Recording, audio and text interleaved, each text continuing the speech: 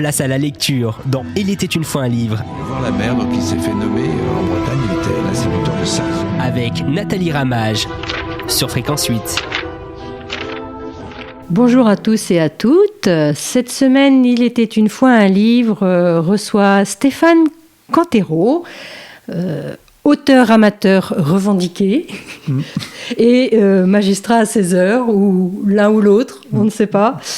Donc bonjour Stéphane. Bonjour Nathalie. Donc je vous reçois cette semaine pour que vous nous présentiez votre un roman ou un recueil de nouvelles plutôt. Oui, plutôt de courtes nouvelles. De courtes nouvelles, voire très courtes nouvelles, voilà. Très courtes nouvelles, qui s'appelle Picot Roman, qui est édité aux éditions Enna, maison rennaise, oui, c'est ça ? Maison toute locale. Toute locale. Alors, ma première question, c'est, donc, vous le dites dans votre roman, vous êtes magistrat. Oui, c'est mon métier. Votre métier, oui, à plein temps. Ouais. Comment est né ce livre, l'idée de ce livre, et voilà, parce que c'est ce recueil de nouvelles, vu les thèmes abordés, c'est... Alors, en fait, j'avais lu pendant le confinement, puisque pendant le confinement, il y a eu un ralentissement, même si le travail a continué, l'institution judiciaire s'est assez vite adaptée et a repris un rythme de travail normal, quasiment.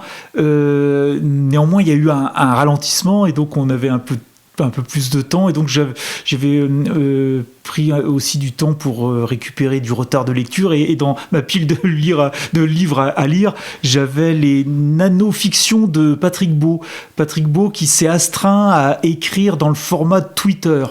Donc il était vraiment limité par un nombre de caractères, vous savez, et donc il raconte des toutes petites histoires comme cela, et j'ai trouvé ça superbe.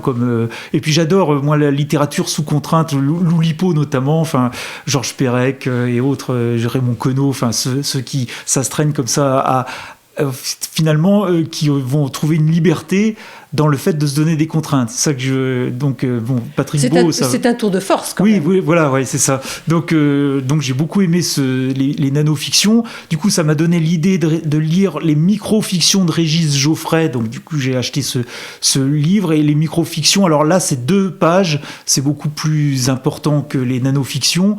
Et puis, alors, Régis Geoffrey, lui, j'aime bien par ailleurs, puisque c'est une écriture très noire, très cynique. Mais là, j'avais lu la moitié parce que sur le premier tome des micro-fictions, c'est un gros pavé quand même, donc j'en avais lu à peu près la moitié. Et donc, pendant cet été, on avait fait des vacances plus tranquilles, un peu dans le coin. On se promenait de village en village dans le Lot, et puis le soir, je me suis mis à écrire. Alors, c'était pour les amis, en fait, et pour les proches, sur ma page Facebook privée, puisque je ne suis en contact qu'avec les gens que je connais vraiment. Et donc, je me suis amusé à écrire des petites fictions comme ça pour m'amuser, et puis maintenir aussi le contact, puisque dans cette période étrange, depuis mars, même s'il y a eu une levée de confinement, quand même il y a eu un ralentissement dans les activités et donc finalement dans les relations qu'on pouvait avoir entre amis. Et pour maintenir un peu un contact, c'est une façon de continuer un peu à déconner entre copains. Ludique. Voilà, c'est très, très ludique. Ça a été un petit peu un moyen comme ça de continuer. On ne se retrouvait pas au restaurant ou à une soirée au bar à raconter nos bêtises, mais on le faisait. Enfin, je l'ai fait comme ça, moi. Et puis, je me suis pris au jeu. Voilà.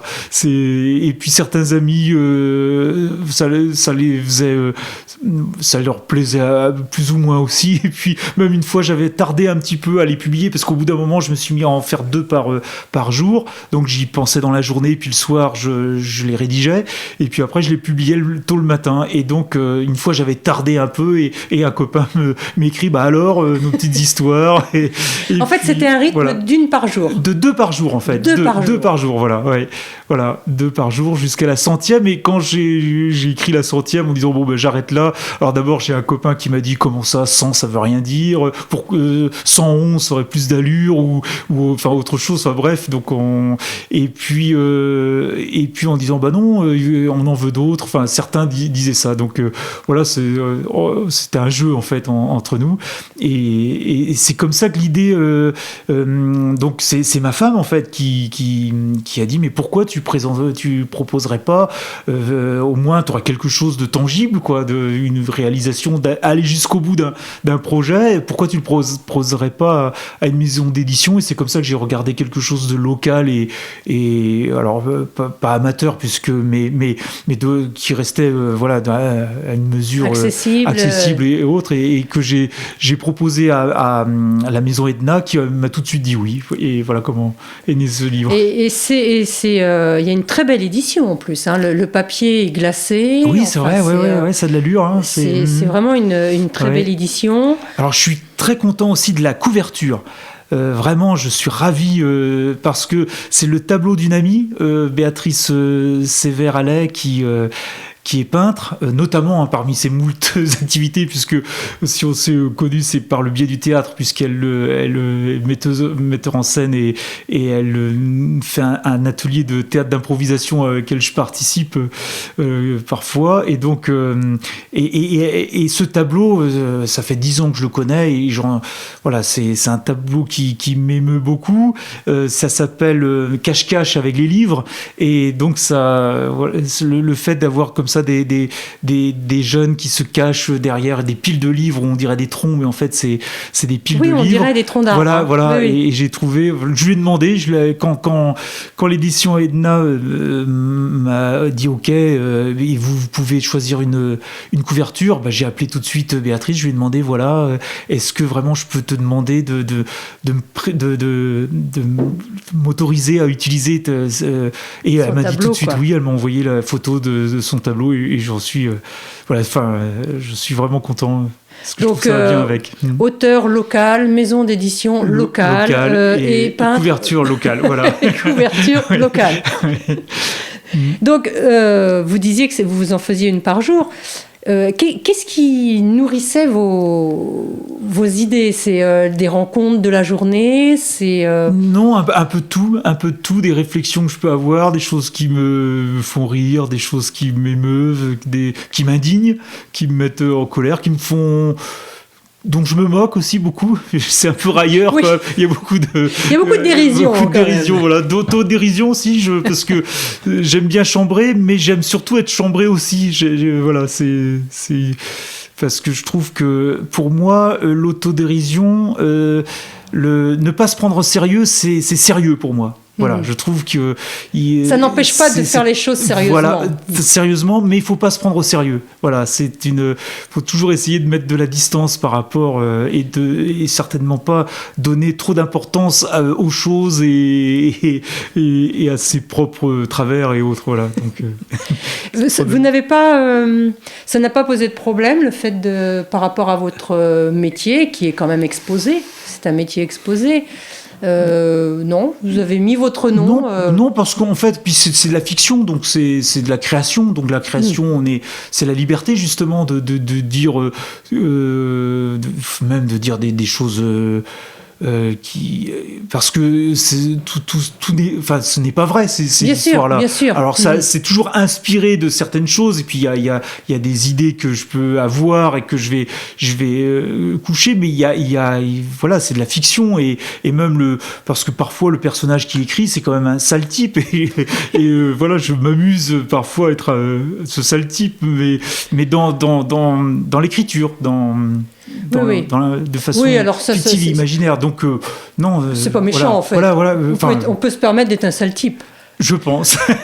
Tant que ça reste la fiction sur le papier, et sur le papier, dans l'imagination. Ça reste un sale type de papier, quoi. Voilà. Parce que quand même, il y a des choses pas très sympas quand.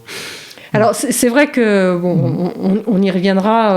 On a toute la semaine pour en parler. C'est vrai que, comme vous disiez, il y a de la dérision, de l'autodérision. Il y a du cynisme aussi. Oui. Je me suis demandé à un moment si c'était pas de par votre métier, c'est vrai que vous avez affaire quand même au côté sombre de l'être humain. Est-ce que c'est pas ça qui parfois peut vous rendre aussi cynique?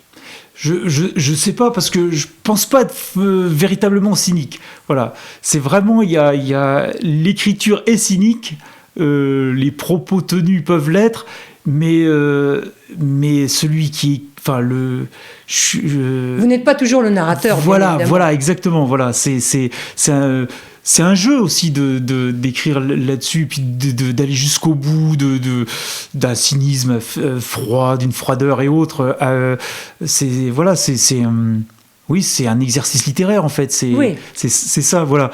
Donc, mais alors après ça va même jusqu'au sordide. Hein. Oui, il y a un Noël là. Oui. Alors là, c'est le glauque du glauque. Voilà, c'est très glauque. Voilà, très glauque.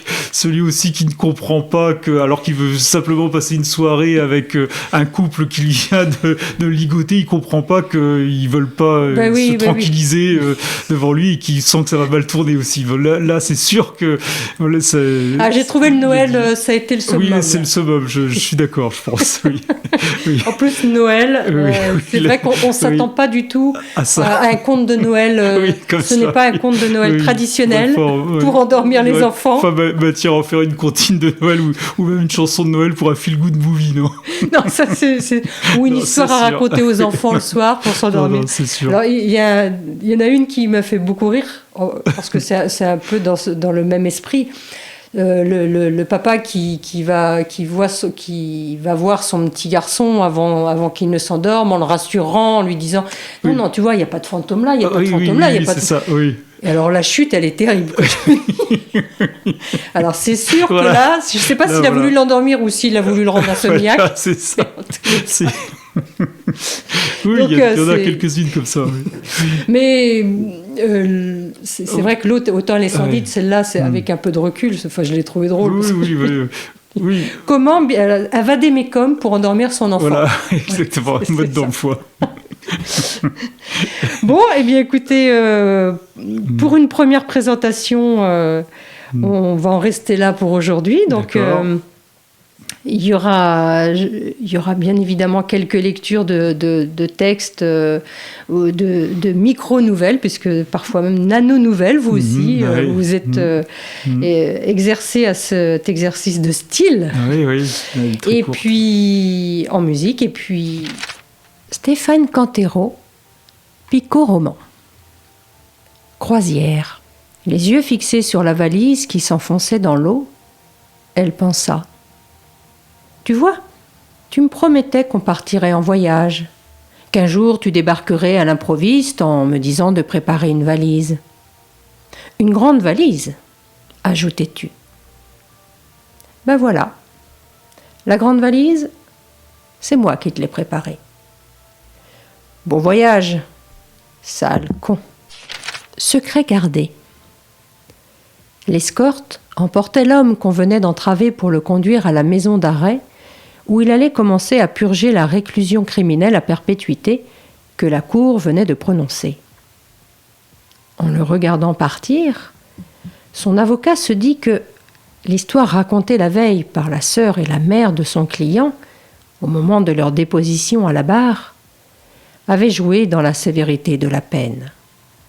Les jurés avaient blêmi quand elles décrivirent comment il avait égorgé son lapin nain en riant de bon cœur à l'âge de 8 ans. Ce que tout le monde ignorait en revanche, c'est que dans le ventre de sa mère, à l'état de fœtus, il avait dévoré son jumeau et, dès qu'il fut accouché, en recracha quelques morceaux. La disparition des vieux métiers. La nouvelle venait de tomber. Les horloges solaires de Jaipur s'étaient toutes arrêtées en même temps à 8 heures locales. Il fallait vite les remonter. La tension montait dans le monde. Donald Trump, dont le pays entier allait se retrouver dans la nuit perpétuelle si rien n'était fait, avait déjà tweeté « Si les Indiens ne réparent pas tout de suite leur erreur, je ferai pleuvoir une averse de bombes nucléaires sur leur pays sale et bruyant. » Le problème est que ça faisait bien longtemps que plus personne n'utilisait d'horloge solaire dans le monde et que les horlogers spécialisés avaient fermé leurs boutiques les uns après les autres. Heureusement, on retrouva le dernier remonteur d'horloge solaire encore en vie. Il n'était pas loin, c'était un Chinois. Il s'était réorienté utilement et exerçait désormais le métier de faux monnayeur en billets doux. Rien à faire le dimanche. C'était un dimanche et tout le commerce était fermé. La bouteille de gaz était presque vide. Les poutres du logement n'étaient pas assez solides. Il n'avait plus de paracétamol dans sa pharmacie. La rivière était asséchée depuis mercredi. Il n'avait pas de baignoire mais une simple douche. Son fusil était déchargé et il n'avait plus de cartouches. Ses couteaux n'étaient pas aiguisés. Les sacs en plastique sous l'évier étaient tous percés. Depuis l'orage, il y avait panne générale EDF et grève des cheminots à la SNCF. Il habitait au premier étage. Il n'avait ni perceuse ni scie. Il avait toujours détesté le bricolage. Décidément, ce n'était pas son jour. Et cela accroissait son sentiment d'échec. Place à la lecture dans Il était une fois un livre. Il va voir la mer, donc il s'est fait nommer en Bretagne, il était l'instituteur de ça. Avec Nathalie Ramage sur Fréquence 8.